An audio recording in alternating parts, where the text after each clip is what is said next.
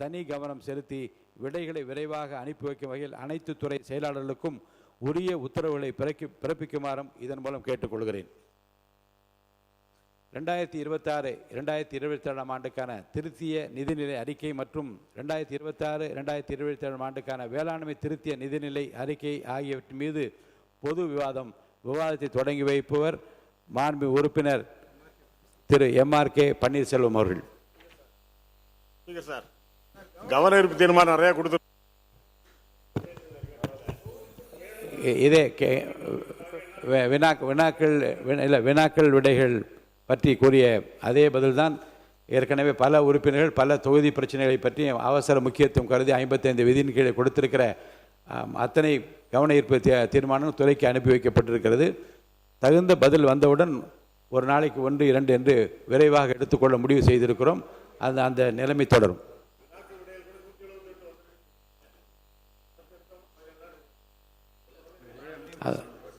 பதில் வந்தவுடன் உறுதியாக அது அவையில் எடுத்துக்கொள்ளப்படும்.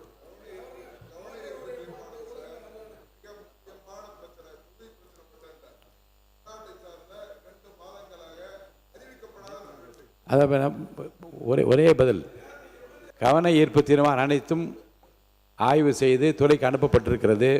விரைந்து பதிலளிக்குமாறு எப்படி வினாக்கள் விடைகளுக்கு பதிலளிக்க வேண்டும் என்று கோரியிருக்கின்றோம், அதே போன்று துறை சார்ந்த அதிகாரிகள் கவன ஈர்ப்பு தீர்மானத்தின் மீது அதிக கவனம் செலுத்தி விடைகளை தருமாறு கேட்டுக்கொள்கிறேன்.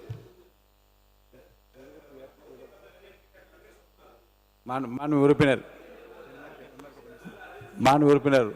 MRK பன்னீர்செல்வம் அவர்கள்.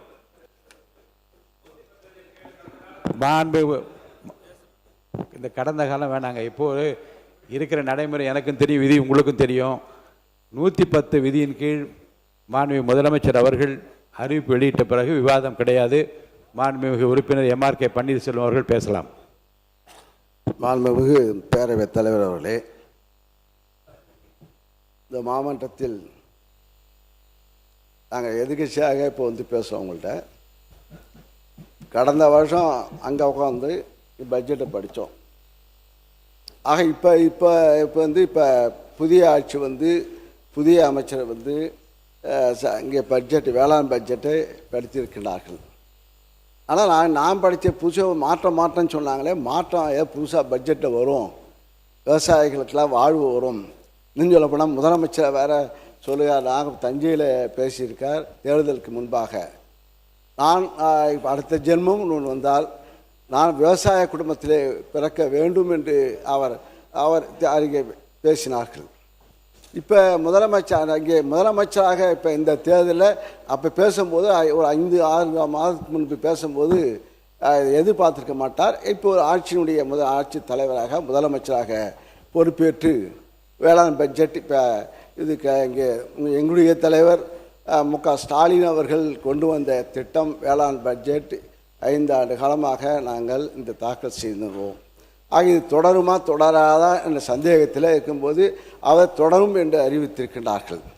ஆக அறிவிப்பும் புதிய அறிவிப்பு மாற்றம் என்று சொல்லி மாற்றம் தருவோம் என்று நீங்கள் சொல்லி வந்திருக்கின்றீர்கள். ஆனால் வேளாண் பட்ஜெட்டில் மாற்றம் இருக்குமா என்று ஆவலாக படித்து பார்க்கும்போது பார்த்தா மாற்றத்தையே காணும் என்ப ஏமாற்றம் தான் அதிகமாக இருக்கிறது என்பதை நான் இங்கே அமைச்சருக்கும் முதலமைச்சருக்கும் தெரிவித்துக் கொள்கின்றேன். இப்போது இந்த பட்ஜெட்டில் பேசுவதற்கு நான் இங்கே 7வது முறையாக இங்கே சட்டமன்றத்தில் கலந்து கொண்டு பேசுவதற்கு வாய்ப்பை தந்த எங்களுடைய தலைவர் முன்னாள் முதலமைச்சர் அண்ணன் தளபதி ஸ்டாலின் அவர்களுக்கு நான் நன்றியை தெரிவித்துக் கொள்கிறேன். அதே போல் எங்களையெல்லாம் ஆளாக்கி கலைஞர் அவர்கள் எங்களெல்லாம் முதலாக 96-இல் என்னை இந்த மன்றத்திலே வெற்றி பெற வைத்து அமைச்சராக ஆக்கினார்கள். அவர் காலத்திலே கொள்கை இன்னும் சொல்லப்போனால் முதலமைச்சரோடு அன்றைக்கி ஒரு வார்த்தை சொன்னார். எங்களுக்கெல்லாம் வருத்தம், அரசியல் கட்சி நீங்கள்லாம் பேப்பரை படிக்கலையா? ஆக இது பேசிய இயக்கம், இது திராவிட இயக்கங்கள் பேசிய இயக்கம். பேசி கொள்கையை பேசி அங்கே ஆட்சியை பிடித்தவர்கள், மக்களுடைய மனதை தொட்டவர்கள், மக்கள் மனதிலிருந்து நாங்கள் வந்தவர்கள். அத்தகைய உணர்வுள்ளவர்கள் இங்கே திராவிட இயக்கத்தை சார்ந்த நாங்களும் தான் சரி, அதிமுக இப்போ இங்கே நாங்களும் புற சொல்லி இன்னும் சொல்ல போனால் காலையில் இங்கே நாங்களாம் அமைச்சராக இருக்கும்போது இப்பயும் சரி, கலைஞராக இருக்கும்போது சரி, முக ஸ்டாலின் இருந்தப்போ எங்களுக்கெல்லாம் மந்திரிக்கெல்லாம் ஒரு பதப்பதப்பு இருக்கும். காலையிலே 5-6 மணிக்கெல்லாம் ஃபோனு வரும். காலையில் 6 மணிக்கு 7 மணிக்கெல்லாம் 8 மணிக்கு வந்தால் தான் தாண்டினா தான் எங்களுக்கு நிம்மதியாக இருக்கும். ஏன்னா பேப்பரில் காலையிட்டு கலைஞராலும் சரி, எங்களுடைய முதலமைச்சர் அந்த இங்கே முதல்வராக இருந்தாலும் சரி, அவரை செய்தித்தாளை பார்த்துவிட்டு, தொலைக்காட்சியை பார்த்துவிட்டு, அந்தந்த துறையினுடைய அதிகாரிகளுக்கு நேரடியாக அவர் எங்களுடைய இங்கே முதல்வராக இருந்த அண்ணன் தளபதி அவர்கள் பேசுவார்கள். பிளே ஸ்டோர் மற்றும் ஆப் ஸ்டோரில் இருந்து பாலிமர் செயலியை QR கோடு மூலம் பதிவிறக்கம் செய்யுங்கள். செய்திகளை உடனுக்குடன் பெறுங்கள்.